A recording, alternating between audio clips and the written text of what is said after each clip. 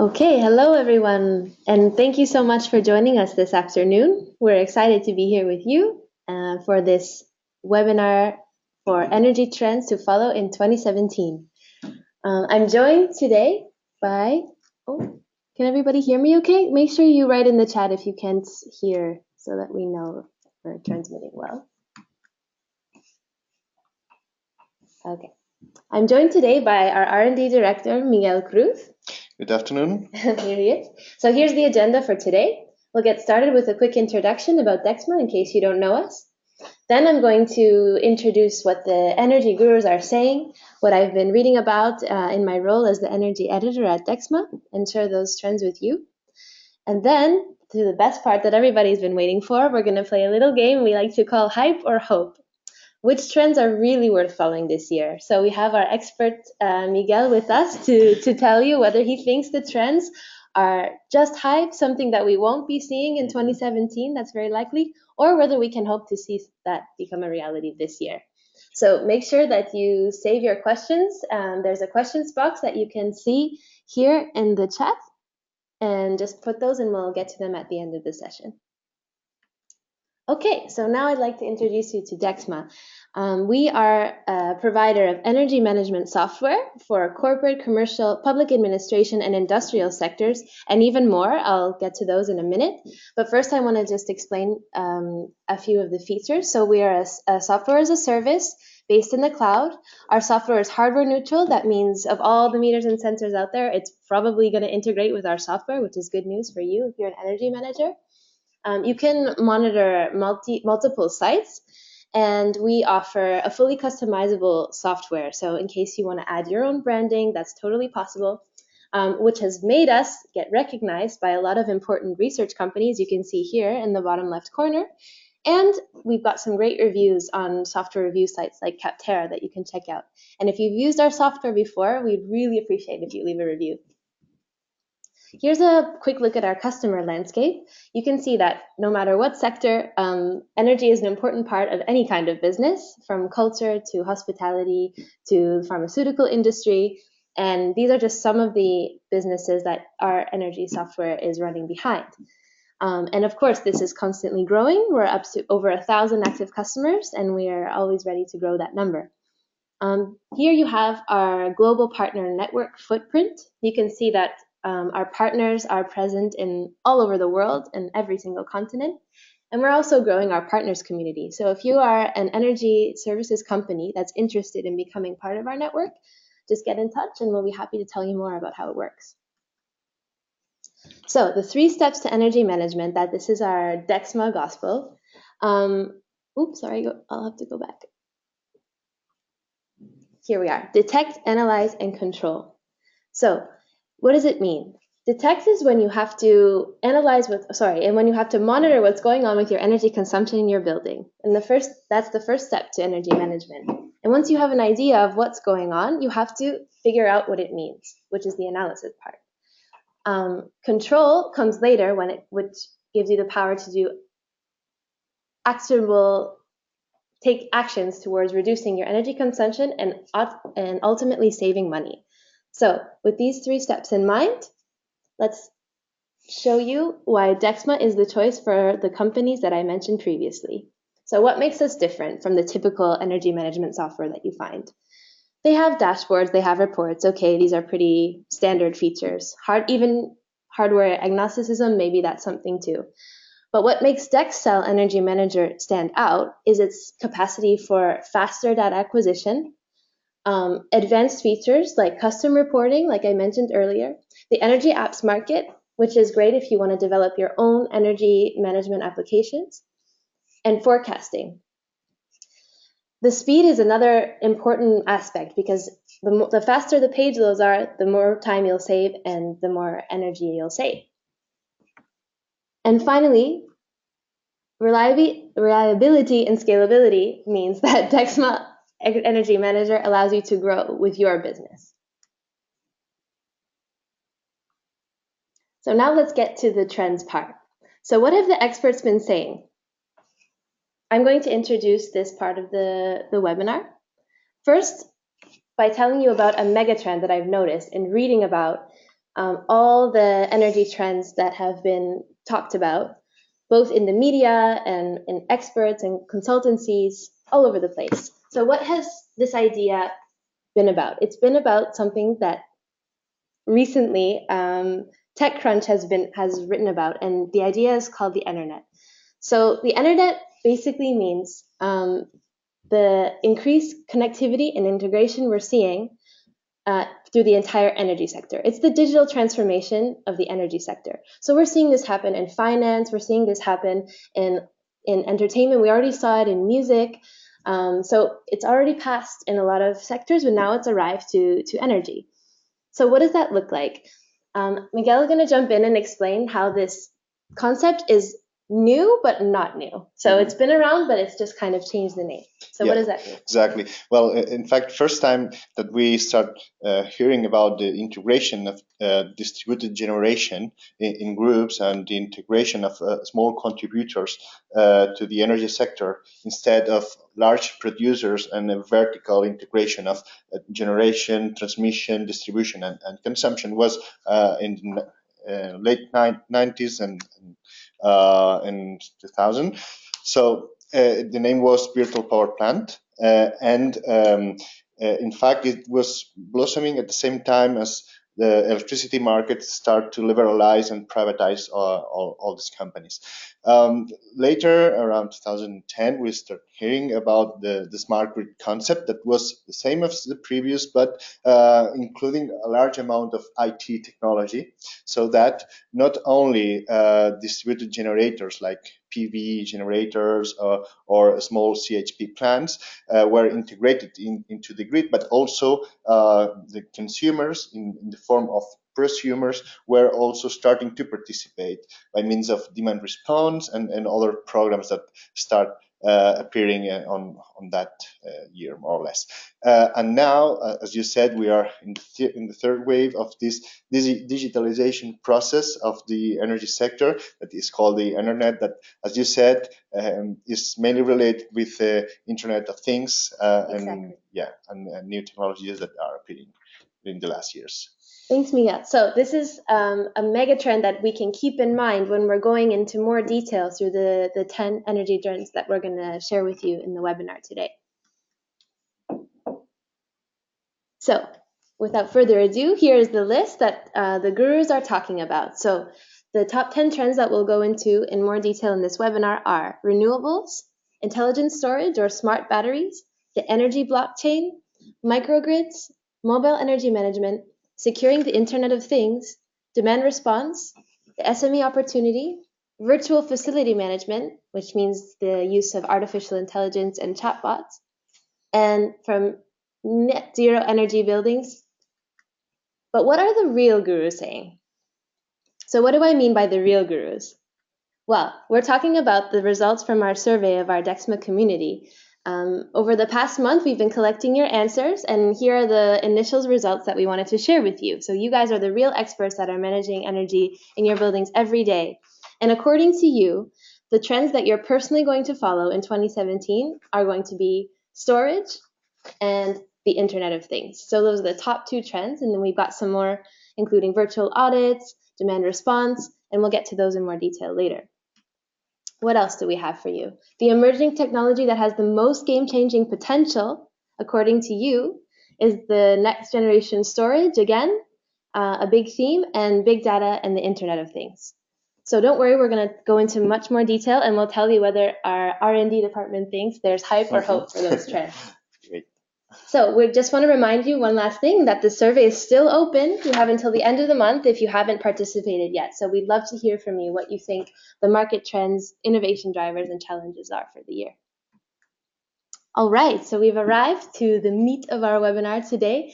Hype or hope? Again, we're going to start with the energy trends that are worth following or not. And we'd like to hear from you also at the end whether you thought each trend is a hype or a hope and why you think so. So save the debate for the end of the webinar.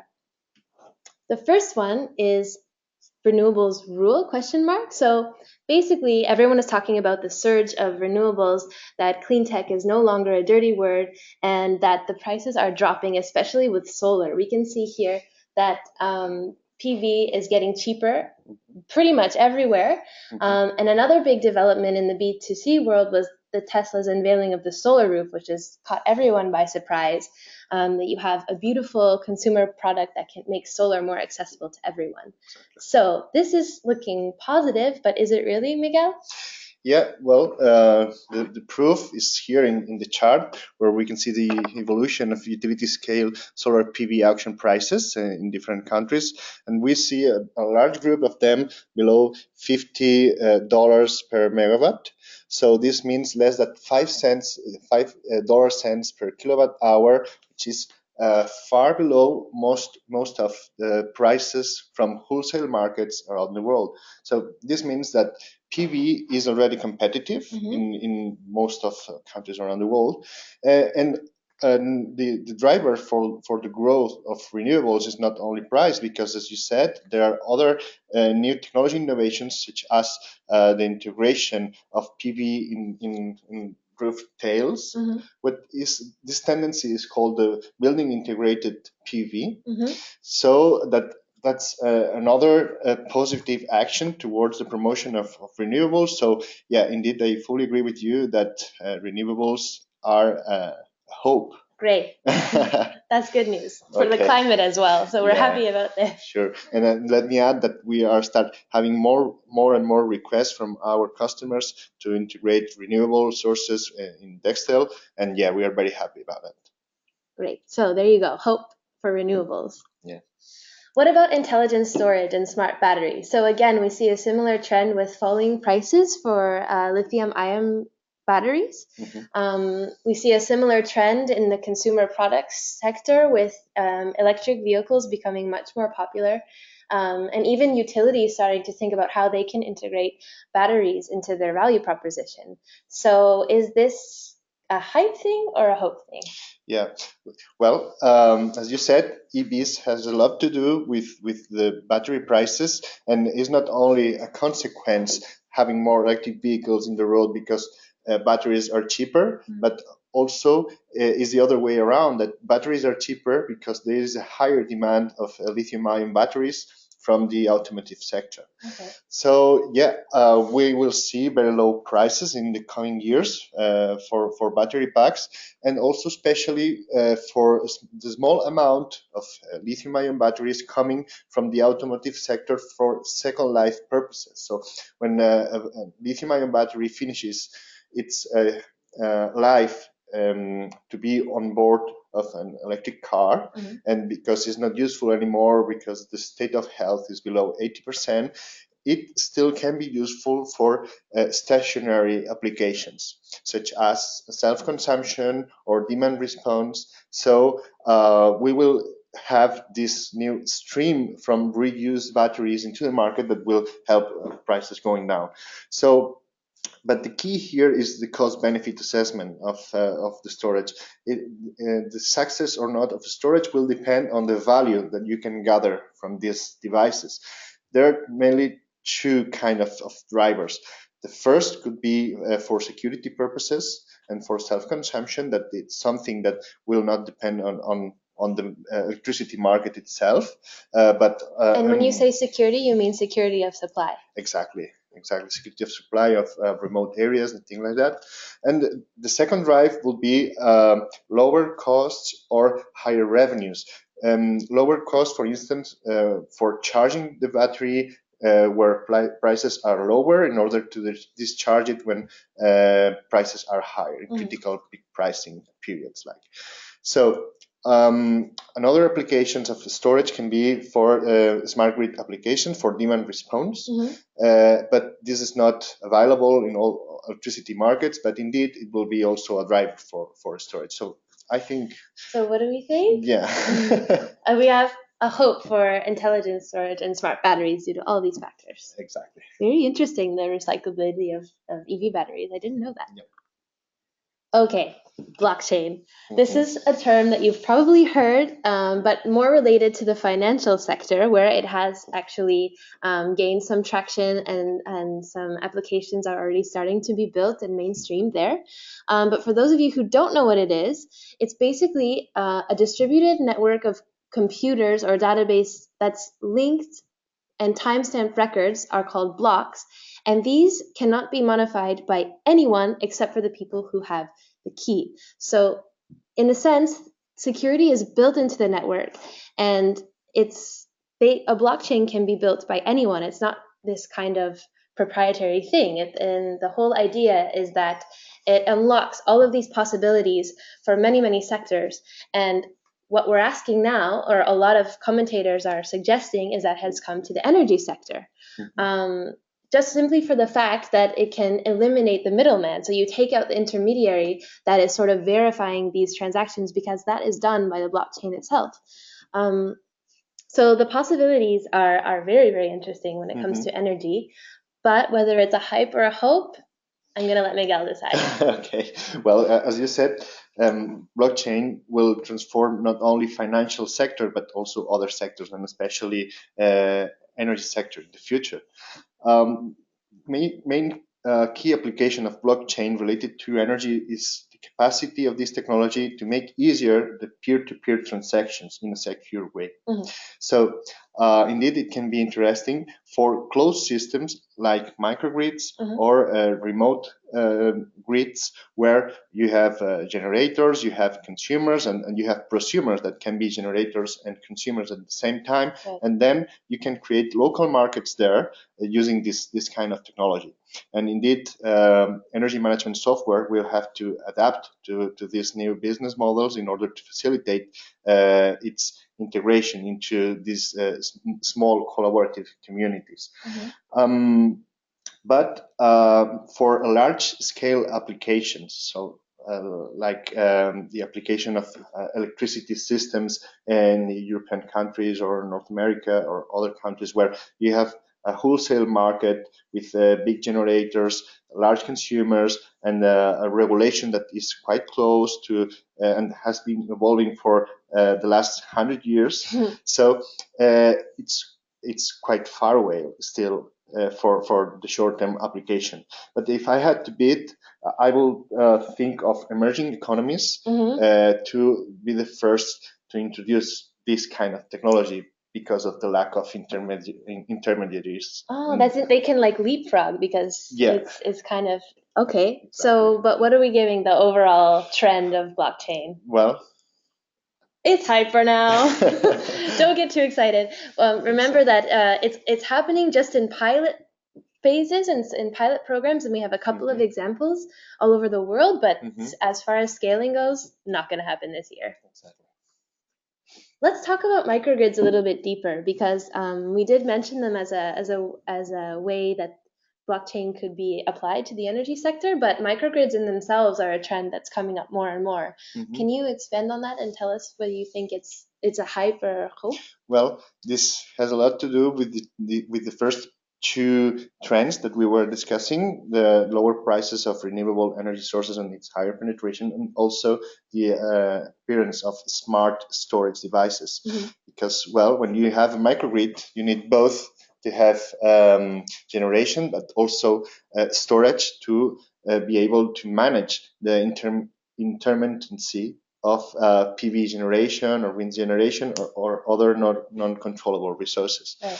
So yeah, we've been typically discussing about microgrid for economic related or cost reduction related applications, but we start seeing new applications such as the rural routes, rural areas electrification, or military applications that are indeed providing some traction into microgrids market. So that's the reason why. That's why we're going to say that microgrids are a hope for 2017. Exactly. Interesting. What about mobile energy management? So This is going back to our mega trend of the digitalization of the energy sector in general, and of course that means making sure everything is mobile friendly. More and more people are only using their smartphones to do things, and that includes energy management. So, is this just a hype, or is it a hope for something that we're going to see?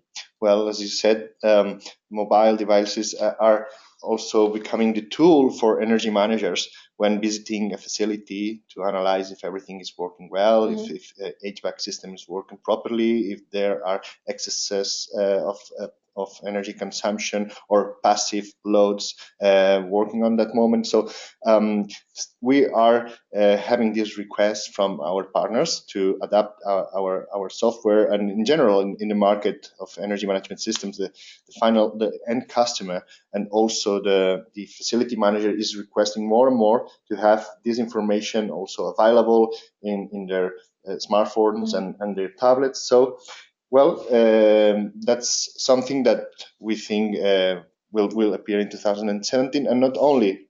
Yeah, so it's a hope. It's a hope. It's a hope. And what else? Yeah, I will say that not only for monitoring purposes, but also for control purposes. Ah, okay. In order to switch on or switch off devices on site, online there, without the need to switch on a computer.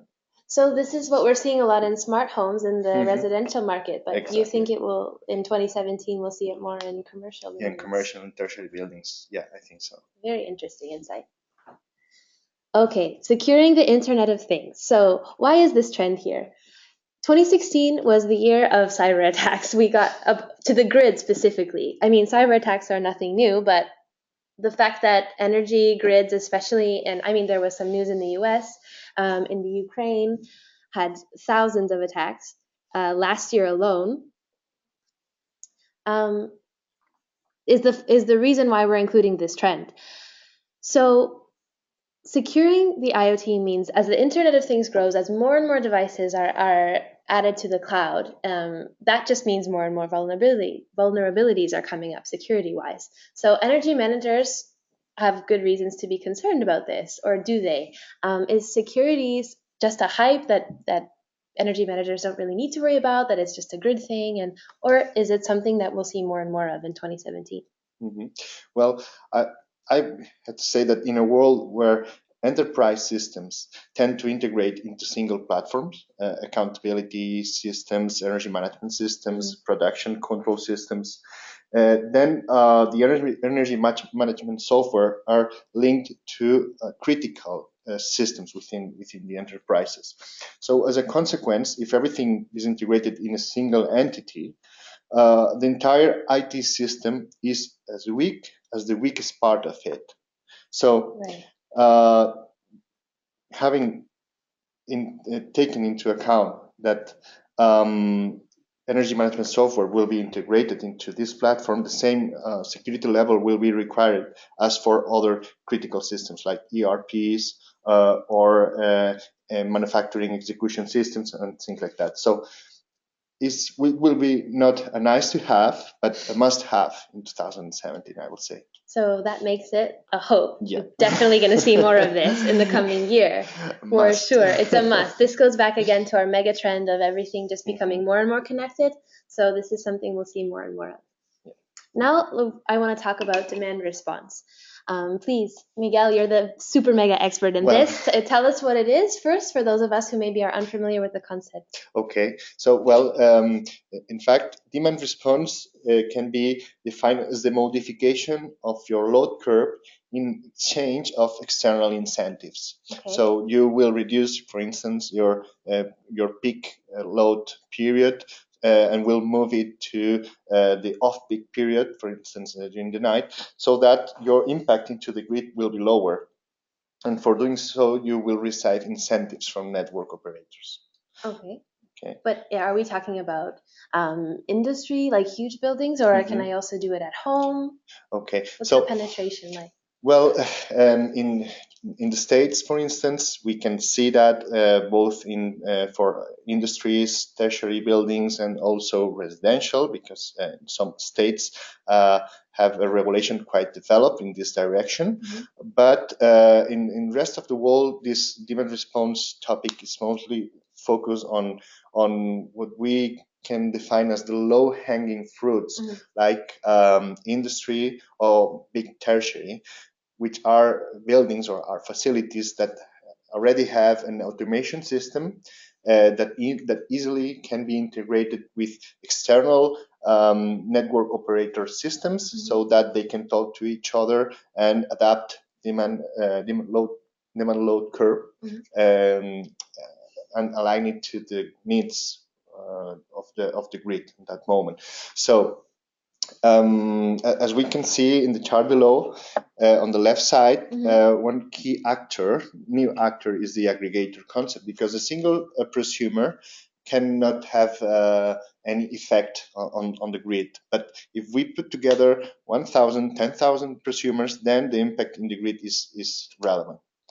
Okay, so, and what's an example of an aggregator? Like what does that look like? So it can be a new company that contacts all prosumers in order to engage them to work together and offer these services to electricity market actors like balance responsible parties, distribution system operators, or transmission system operators. Right. Or it can be an electricity retailer that has included this new service in their portfolio and is not only selling energy to the prosumers, but it's also rewarding them for their flexibility. That sounds like a really good idea, but are we actually seeing it happening anywhere? I mean, it sounds good on paper, but where can we see it working? Okay, well, at European level, we can see those countries with better regulation in terms of demand response in green, like France or Ireland or Finland or Belgium. But I have to say that, well, as I mentioned before, these markets have been focused mainly on low-hanging fruits, these large facilities, and still they are quite far to exploit the entire capacity of tertiary buildings. And so far, we've not received so much requests from our partners to adapt our product to this kind of markets. We've received some of them. We are in the process to improve our software towards this new market, but indeed, that's not something to be seen on 2017. Okay, so for now we're clocking it up to hype, because in the immediate future it's not something we're going to Let's see next year. Let's see for next year. Okay, so the SME opportunity is another thing that comes up a lot in energy media, especially. They're often discussed as the missing middle that have this huge chance to save energy and save money, but they're kind of neglected by utilities who are either focused on their residential markets or their large tertiary customers, and the SMEs kind of get lost in the middle there. So is this just something that's coming up in the media as a talking point, or is it a true opportunity that we can see growing this year? We really think that there's a real need there for SMEs to save energy. We only have to think of how energy prices are growing during the last years, and we can also see on new building regulations and energy efficiency regulations that are appearing in most of EU countries. But the thing is that SMEs, sometimes they cannot invest in a very complex, based on hardware, energy management software. Right, they can't afford it usually.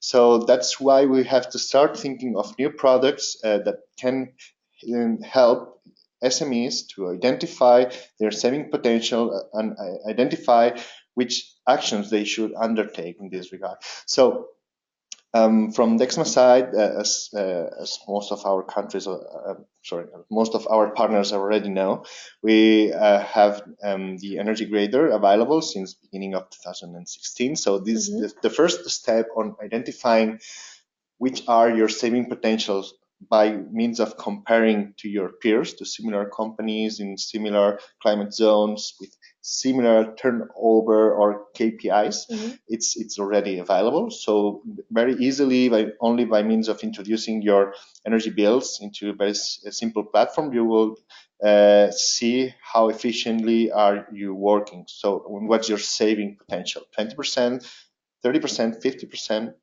But next step that will be to only with your electricity bill try to derive where your energy is being consumed in HVAC, in lighting, in pumps, in office appliances.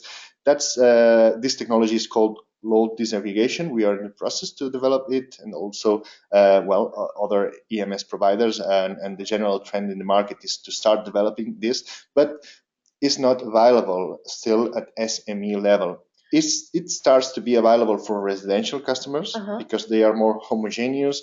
There are large benches of data, historical data of energy consumption from this kind of end users. But that's not the case for tertiary buildings. Only companies like Dexma, we have the historical data to be able to build up this low-cost tools for SMEs. And yeah, we are in the process of doing that, but still is something that is not available yet. Okay, so for SMEs, we're saying that there's a hope because at least there's somewhere I can start. If I have a small business and I want to do something about my energy consumption, how much does it cost for me to do this virtual audit? Exactly. For example, for Energy Grader, how much is it? How much does it cost? Zero. What do you mean? It's free? Yeah, for free. Totally. It's totally free. So I can just log on to Energy Grader and get an idea of my consumption, and that's something I can do, and at no cost to me whatsoever. Exactly. That's a hopeful thing. What about virtual facility management? So 2016, again, not only was the year of cyber attacks to the energy grids, was the year of the chatbot as well. You saw these things popping up everywhere, at your bank, in whatever you listen to online. There's a chatbot there, and probably every website uses it too now. Something comes up asking you questions. So now it has arrived to facility management, or has it? We're talking about artificial intelligence, machine learning, natural language processing, so being able to ask anything to the bot and it can control the building. Is this something that we're seeing? Well, amazing. Maybe we can see that in the movies. Yeah. But so far our idea here is that it's very difficult to fully replicate the activity of a facility manager, because it's not only undertaking routinary or repetitive actions, but also very complex processes related with maintenance, related with people, with the user behavior. So, maybe for simple things, like how much was the energy cost of last week, or asking if there's something wrong with my air conditioning in my room. Okay, for this kind of things, maybe chatbot can help the facility manager in its day by day. Instead of being answer an email, maybe the chatbot can do the work for them. But indeed, for the real value of a facility manager, for things related with energy saving process, we see that quite far away still. Okay, so for now we're talking this up to hype, even though that some startups, like one we mentioned in our latest blog post about some energy startups to watch, are working on this. It's for simpler tasks, and don't worry, energy managers and facility managers, the robots will not take your jobs in 2017. It's just hype for now. Now, the last trend we want to discuss a little bit deeper is near zero energy buildings. Can you tell us what these are, and whether it's something that we will see in 2017, or whether it's just hype? Yeah. So, net zero energy buildings are buildings that are producing almost the same amount of energy that they are consuming, and mainly from renewable energy sources. Right. So there are two mega trends already discussed that are related to the growth of this kind of buildings in market, that are the lower prices of renewable energy sources, and also the lower prices for storage. That's the first driver. Second driver is the appearance of new regulations at European level that are really promoting this kind of buildings, and in fact will implement mandatory regulations for new buildings in 2018 for all those public buildings that are of new construction, will have to be net zero energy buildings, and from 2020 all new buildings will have to be net zero energy buildings. And this is only in the European Union, but I mean, we're talking about like 27 countries. So that's, we're going to probably say hope, because it's something that we're going to see more and more in 2017, mostly because of regulations. Exactly, and especially in countries like Netherlands and France. Some countries are lagging behind, like the example of Spain, but well, hopefully during the coming years we'll see the national regulations having the proper evolution in order to ensure that we will be able to fulfill these objectives of all new buildings being near zero energy buildings from 2020 onwards. Great. So there you have it. You have the verdicts from our R&D guru, Miguel. And now we want to hear from you. So we're going to move over to the question time. Just to remind you again about the questions box in the GoToWebinar on your screen that you can ask us some questions. If we don't get to you during the session, don't worry, that we'll answer them afterwards. So let's get started with the first questions here. So going back to our last topic, the net zero energy buildings, are there subsidies or fiscal benefits for those that you can tell us about? That say I want my building to be one of these, like what financial mechanisms do I have available? Well, those countries that have already approved the net zero energy building regulation into their local regulation system of the energy sector have included some kind of incentives, some of them related to fiscal incentives or subsidies.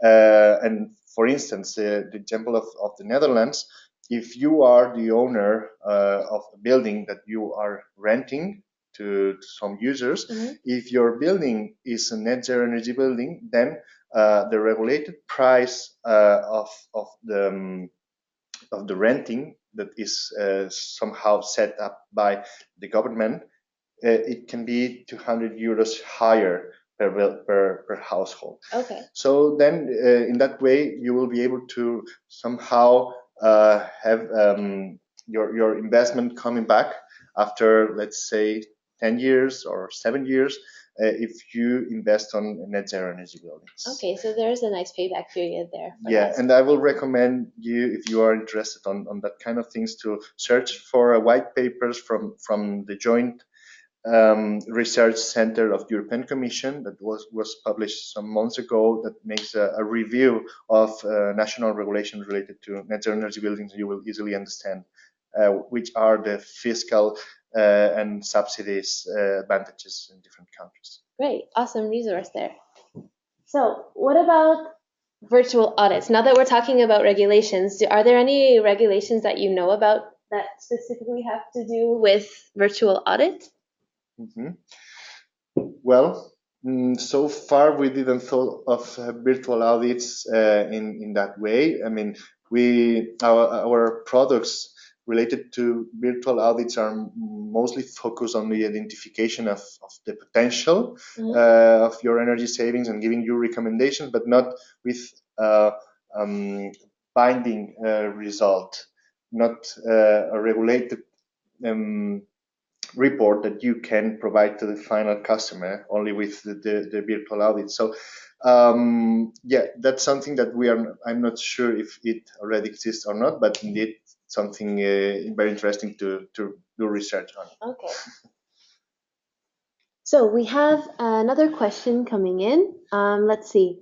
How can the new electrical counters ensure that consumers get cheaper energy prices as they expect to do? So I think what the new smart meters, I think that this is a question about smart meters and if they can ensure that consumers do get cheaper energy, the prices that they expect. Well, so you mean like the cost-benefit analysis of smart meters, why they can help the final consumer to reduce its cost? Okay, because, well, it will help the final customer to have a deeper knowledge on its energy prices, because typically the readings from the smart meters will be available for the final customers, and indeed having the knowledge on which price are you paying at which time of period of the day will help you to move some of your appliances and your energy consumption to lower prices time steps. So I think that the key here is the increased awareness that smart meters can give you as a final user to be more efficient. Okay. Now we have a question about demand response. So how do you explain that some markets in Europe are totally open to demand response, like France and Switzerland, and others are totally closed, like Spain? Well, that's, let's say, I would say, energy policy topic. For instance, in the case of Spain, there are many controllable generators like the CCGP, the combined cycle gas turbines that were installed before the financial crisis. And now all these facilities are only working for 400 hours, 700 hours a year, when they were designed to work 5,000, 6,000, 7,000 hours a year. So these investments are not used as expected, so its return will be longer. And as a consequence, some countries have decided not to promote demand response because they have enough flexibility into their markets.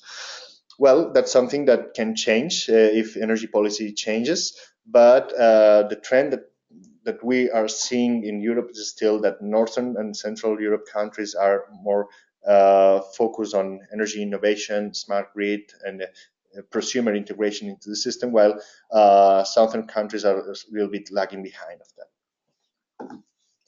Okay, now we have a bit of a dovetail with IoT here. So this is a two-part question. So can you talk about how demand response and Internet of Things are linked, or the intersections between the two? And whether, since we have given a hope to this, energy management experts should learn more about Internet of Things. So first the connection to demand response, and then whether you think, if you were an energy manager, you would learn more about this. Okay, well, now most of our devices are already connected to the internet, so it makes them controllable from outside. We don't need to install a controller there in order to change its demand load. We can maybe from our smartphone to switch on or switch off. So it makes much more easy to automate demand response in a context where all devices are connected to the internet. That on the end of the day, this is the basis for Internet of Things.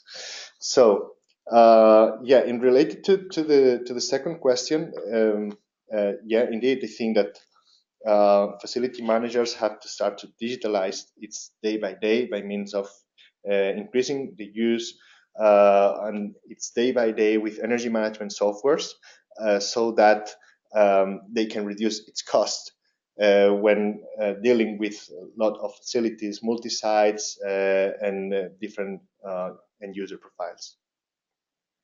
So what about the usage of mobile energy management, like we're talking about, and smartphone energy management and the Internet of Things in the residential field? We're seeing some examples of those, right? And they're not just at the industrial scale. Yeah, that's the point. Now, when we go to the shopping mall to buy, let's say, a thermostat, then we can see that most of thermostats that are offered are connected to your mobile phone. Exactly. Or the latest update of the iPhone, I think, includes this Apple Home application. Exactly. It's already on your iPhone. You just need to make it, buy one of these thermostats, I guess, and then you're good to go. Yeah. So, and step by step, we'll start seeing that also into the industrial or large tertiary technology. For instance, now it's more common to have a building management system with an open connection or an API that enables external control, where 2 or 3 years ago it was almost impossible to control the HVAC system of a building if you were not the owner of the BMS. So yeah, I think that is fully aligned. First, we will see residential sector, but later on, and quite soon, we'll see also tertiary and industrial buildings on the same boat. But this is I want to now raise this going back to the security question. We have an interesting one here about data privacy. And now that these systems are becoming more open and more connected, both residential and industrial, how can you ensure that the data gathered by energy management systems or companies won't be used by, whether it's it could be a terrorist that's trying to control your factory, or at home, if burglars can see when you're not there, this data can be sensitive. A lot of people think, oh no, energy management data, well, who cares? But no. What do you think about that? Yeah. No, as we were discussing before, cybersecurity will not be a nice to have, but a must have. And indeed, I fully agree with all these potential problems that are described here, and we are really worried about that, and we are working day by day in order to improve and secure the security of our energy management software. And we think that not only, but other energy management software providers are doing the same. And yeah, indeed, that will be a hot topic on 2017. And we are happy to hear from our partners and potential customers that that's something that really it's interesting for you, and you will see a value on that. Okay, we have a few more questions coming in, but we don't have time to get to all of them. So what we're going to do is make sure we save them, and we come back to them later on, and we'll make sure that we have some answers for you. Thank you so much for everyone who joined the session with us today, and we hope that you enjoyed and you learned something. And if there are some trends that you thought we should have included or that we missed, please get in touch with us. You can follow us on Twitter at Dexma, and let us know if there's anything we missed, or if you come across any trends, or if you have questions for Miguel, just get in touch with us. Thank you so much again, and we hope you guys have a great day.